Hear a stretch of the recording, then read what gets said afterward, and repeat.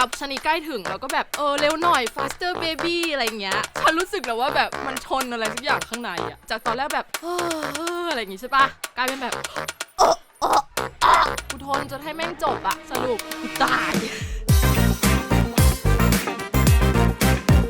มีแฟนคนแรกก็คือผู้ชายอังกฤษค่ะ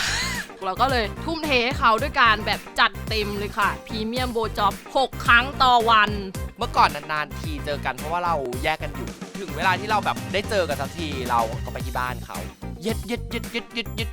ดกันเราก็มานั่งคุยบอกอุ้ยวันนี้เธอเลิศมากเลยอะมองไปที่คุยเขาเธอเย็ดฉันแรงเกินแรกๆมันก็แบบเฮ้ยมันแบบช้าๆตึงๆอะไรอย่างเงี้ยเราก็โอ๊ยไม่เป็นไรหรอกก็แบบไม่ค่อยได้ใช้งานเดี๋ยวมันก็คงดีเองอะไรเงี้ยพอตื่นมาเท่านั้นแหละค่ะกรามค้างน้ำตาไหลเลยหน้ามันชาแบบ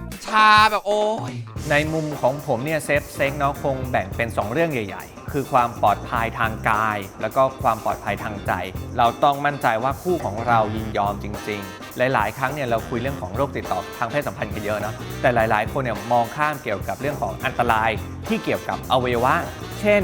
มีเพศสัมพันธ์และมีการฉีกขาดของอวัยวะเพศถ้ามีทางทวารหนักก็มี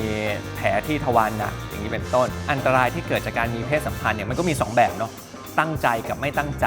คือส่วนใหญ่อะเราไม่ตั้งใจทั้งนั้นแหละแต่บางทีก็ประมาทหนูเคยทำหัวจู่หักแต่มันไม่บอกอะก็ท่านี้แน่ออนท็อปพวบแรงมากมันมากพอมันหลุดแล้วเรานั่งทับมันแบบ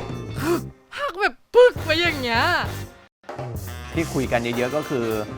อวัยวะเพศชายเนี่ยเหมือนหักพอมีเพศสัมพันธ์แบบผิดท่าเส้นเลือดเนี่ยนะครับมันมีการฉีกขาดเนื้อเยื่อมีการฉีกขาดก็เลยเหมือนหักงอนะถ้าป้องกันไม่ให้เกิดนะอย่างแรกต้องไม่ให้ขึ้นสุดลงสุดเพราะการขึ้นสุดลงสุดมีโอกาสที่จะหลุดแล้วเขาก็ซ้ำลงมาใช่ไหมครับมันก็เลยหักได้ต้องรีบมาเหตุผลเพราะว่าถ้าปล่อยทิ้งไว้เนี่ยมันจะมีการผิดรูปถาวรบางทีมีเพศสัมพันธ์เนี่ยโดยใช้นิ้วฟิงเกอร์นะครับบางคนไว้เล็บมันก็จะมีแผลได้แล้วบางคนก็ตั้งใจทำให้อีกฝ่ายหนึ่งแต่ว่าหารู้ไหมว่าพอทำแรงเกินไปคุณก็อาจจะมีแผลได้อันนั้นเฉพาะแผลนะครับ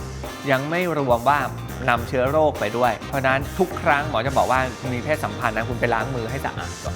รวมไปถึงการมีเพศสัมพันธ์ทางทวารหมอคิดว่าอันแรกเนี่ยก็คือเซฟเซ็กทางใจก่อนเพราะฉะนั้นถ้าสมมุติว่ามีแล้วโดยที่เขาไม่ยินยอมนะครับหมอคิดว่า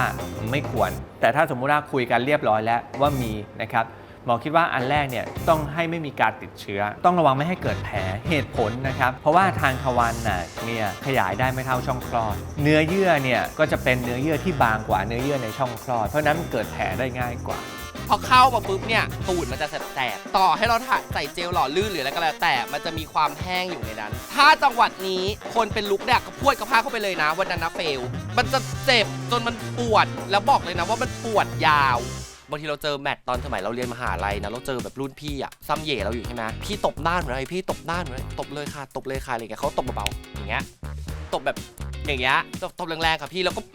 ปัวเขาก็จะมีพฤติกรรมหนึ่งเรียกว่ารสนิยมละกันนะครับเรียกว่า BDMS BMDS BDSM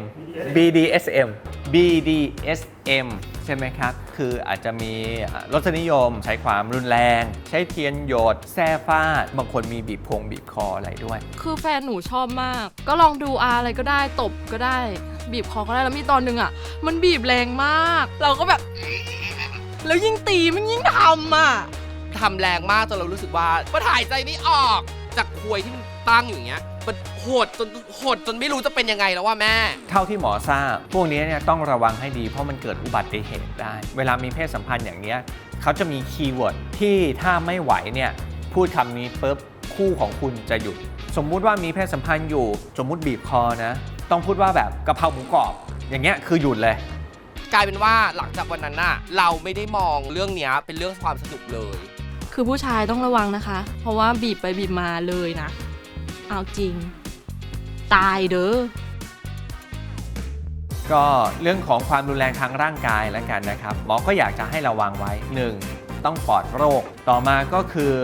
มีเพศสัมพันธ์อย่างระมัดระวังอย่าใช้ความรุนแรงนะครับอย่าใช้อุปกรณ์เสริมที่ดูแล้วอาจจะทำให้เกิดการบาดเจ็บขึ้นมาได้เราเล่นท่าได้ท่าของคนที่เป็นเกย์เนี่ยก็ไม่ต่างจากชายหญิงเลยแต่